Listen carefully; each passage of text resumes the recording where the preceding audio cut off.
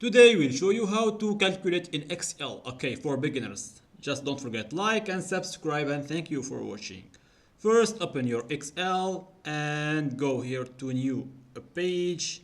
Okay, so here we will now put just a random like 100, and here we will put like 300. Okay guys, okay, and here we will put like I maybe like this and like this. Okay guys, okay, now we need to calculate like this to here. Okay, you can just go to C. This is for beginners guys. Just click here to formula bar. Okay, just click and put this is code like this, and put this is A1.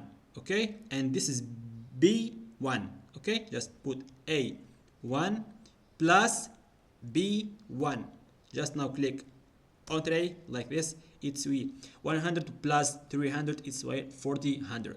It's 400. Okay guys, just now will be put now just like this. A2 like A2 plus B2 it equal like this. It's so good. Okay, now we will put from here A1 plus A2. Okay guys, okay, just like this and like this. Wait one guys, A1 plus A2.